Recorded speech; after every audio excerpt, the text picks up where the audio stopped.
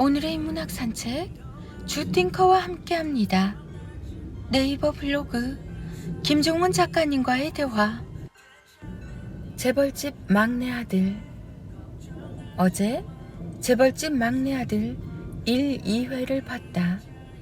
영화는 10년에 한 편 정도, 드라마는 5년에 한 편 정도 보는 편이라 정말 오랜만에 본 드라마인데 조금 놀랐다.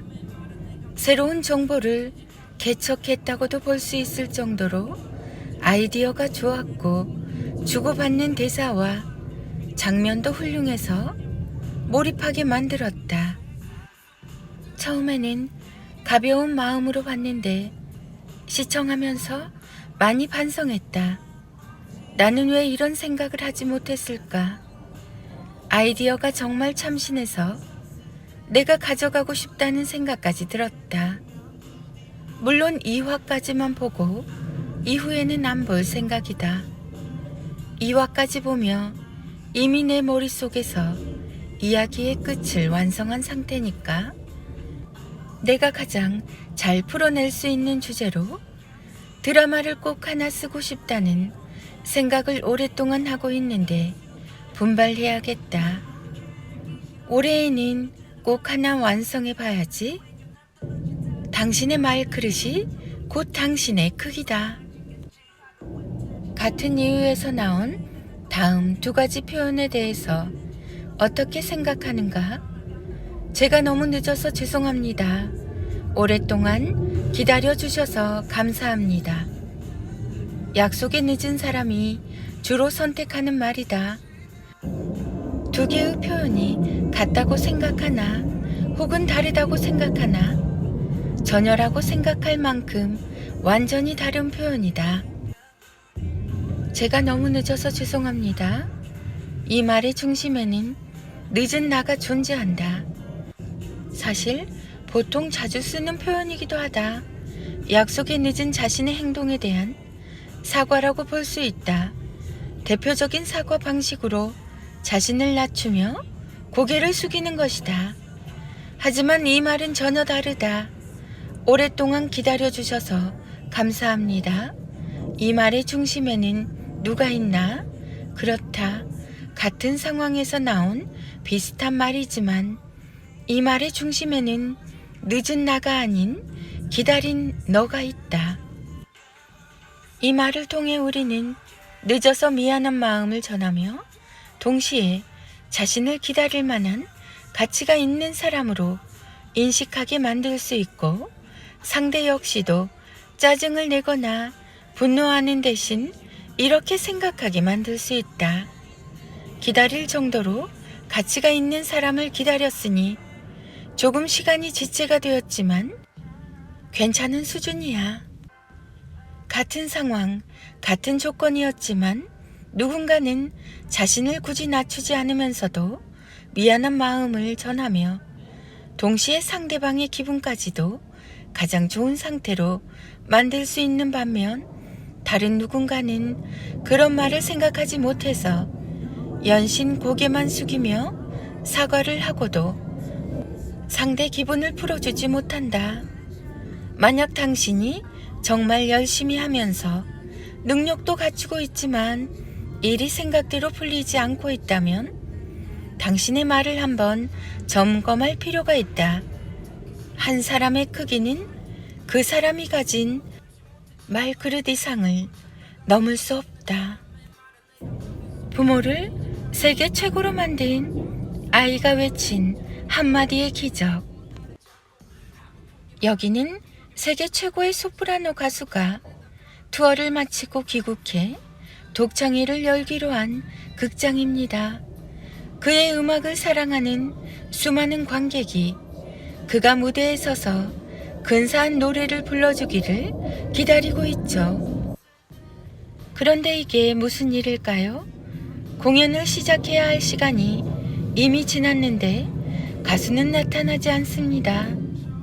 당황한 표정의 사회자는 마이크를 잡고 무대로 올라와 관객을 향해 이렇게 외칩니다.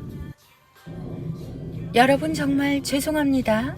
비행기 연착으로 가수가 제 시간에 도착하지 못할 것 같습니다. 조금만 있으면 도착할 수 있을 것 같으니 그가 오는 동안 신인 가수의 노래를 감상하며 기다려주세요. 정말 죄송합니다. 그렇게 신인 가수 한 명이 무대에 올랐지만 아무도 그의 노래에 귀를 기울이지 않았습니다. 사실 당연한 결과였죠. 그 공간에 신인 가수의 노래를 듣기 위해 온 사람은 단 한 명도 없었으니까요. 객석에는 한숨만 가득합니다. 신인 가수는 그 틈을 홀로 헤치며 최선을 다해 노래를 불렀지만 무대가 끝날 때까지 호응을 하거나 박수로 격려하는 관객은 없었습니다. 잘 모르는 신인 가수가 빨리 내려가고 진짜 무대의 주인공이 나타나기만 바라고 있었으니까요. 시간이 흘러 그가 준비한 무대를 모두 마치고 쓸쓸한 모습으로 퇴장하려고 할 때 2층 구석에서 한 아이의 소리가 들렸습니다. 작은 몸집의 아이는 자신이 가진 힘을 다해 크게 외치고 있었죠. 오늘 노래 최고였어요, 아빠. 그렇습니다. 그 아이는 다름 아닌 신인 가수의 자식이었죠.